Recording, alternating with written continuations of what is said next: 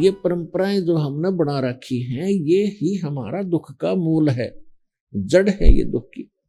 ब्याह शादी में लोग दिखावा ड्रामा करना, नाचना गाना डीजे बजाना, कोई बात है ये?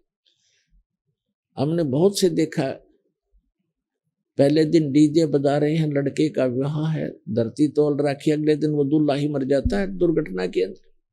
अब टक्कर मार कर रो रहे हो, अब बजाओ डीजे। तो ऐसे गंदे लोक में, और हम ये ऐसी परंपराएं बनाकर अपना जीवन नाश कर रहे हैं। दहेज लेते हैं, लोग दिखावा देते हैं, तो ये नहीं करना चाहिए हम, क्योंकि सारा जीवन कमाते रहते हैं, फिर उठाकर ब्याह और कोठी पर लगा देते हैं। तो हमने सिंपल मकान जो भगवान अलाउड करे उतना ही बनाओ, चाहे छांड अपनी झोंपड़ी डाल लो, दया करता है भगवान तो मकान बना लो, आपकी व्यवस्था है तो। एक झोंपड़ी भी अच्छे ढंग की बनाई हुई उतना ही काम करेगी जो आपके महल करेंगे। और आजकल के पक्के मकानों से झोंपड़ी जो डाली जाती थी वो गर्मी सर्दी दोनों से प्रोटेक्ट करना करती थी। आज एसी भी ना काम करे तो वो करा करती थी। तो जैसा भी है, देश काल परिस्थिति जो बदल गई है, तो हम कैसे भी मकान बना कर रहे हैं, लेकिन भगवान की भूल ना पड़े और इन परंपराओं को कम करें, ताकि जैसे कि आज के हमारी रिवाज बन गई है, बेटी को हमने दुश्मन बना लिया गलत परंपराएं करके। क्योंकि लड़की विवाह जन्म होते ही हम ये मान लेते हैं ये बाहर बन गई, क्योंकि इसका विवाह करना 2-4 लाख रुपया लगाने पड़ेंगे तब कोई ग्रहण करेगा। फिर उसको बच्चा होगा, कदे पी लिया, कदे छूत छक, कदे फलाना, फिर भात हो गया। तो ये क्या आवश्यकता है इन चीजों की?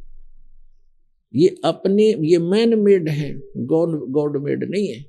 और हमने इनको खत्म करना पड़ेगा। तो बेटी देखना, सब चाह करेंगे बेटी हो, क्योंकि वजन ही नहीं रहेगा हमारे ऊपर।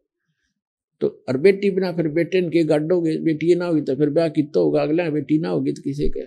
तो हमारी बुद्धि पर पत्थर पड़ गए, हम भगवान से दूर होकर समाज में ही रंग गए और उसी दृष्टिकोण से सोचने लग गए। तो इनसे ऊपर उठना पड़ेगा, तब हम भक्ति कर सकते हैं।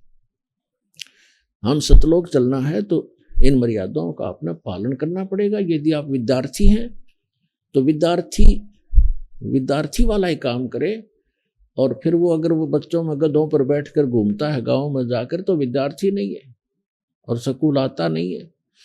इस प्रकार आप जी ने ये अन्य परंपराएं त्यागनी होंगी। तो कहने का भाव यह है कि परमात्मा स्वयं आते हैं, एक लीला करके दिखाते हैं कि भक्त को केवल इतना ही पर्याप्त है, इससे अधिक नहीं। कबीर साहब कहते हैं, कहा चनावे मेड़िया ये लंबी बीत उसारे, घर तो 3.5 हाथ भाई गणात पौड़े 4। क्या प्रसन्न हो रहा, लंबी लंबी द्वार खींच कर लंबी लंबी मेड़िया बनाता है, बड़े दीवाने बनाकर ऊंची ऊंची कोठियां गाड़ रहा है, महल हवेली बना रहा है। परमात्मा कहते हैं, घर तो 3.5 हाथ गणाते पौड़े 4। 3.5 हूठ हाथ कहते हैं 3.5 हाथ को। ये जो हाथ है यहाँ से लेकर यहाँ तक कौनी तक, ये एक हाथ कहलाता है। और प्रत्येक स्त्री या पुरुष का अपना शरीर 3.5 हाथ का होता है। ये 3 तो पूरे और आधा इतना होता है। परमात्मा कहते हैं, आप चाहे 4 मंजिल की कोठी बना रखी है और 20-20 कमरे कक्ष है, एक चारपाई पे इतने स्थान पर सोओगे आप, किसी कोने में कहीं डाल लेना। तो बाकी बकवाद किस लिए कर रखी है? तो परमात्मा कहते हैं, घर तो 3.5 हाथ और गणा तो पौड़े 4। कहने का भाव ये नहीं है कति माप के 3.5 हाथ बना लो, यानी आवश्यकता से अधिक बनाने की कोई आवश्यकता नहीं, वो हमारी मूर्खता होगी। आवश्यकता अनुसार मकान बनाओ, 2 कमरे हैं, 3 चाहिए, 4 चाहिए, अपने परिवार अनुसार, या एक में ही काम चलता है तो क्यों डले डोए बेमतलब के। भक्ति उद्देश्य रखे और भक्ति में बाधा करे, उस वस्तु और उस रिवाज को तुरंत त्याग दे, परंपरा को।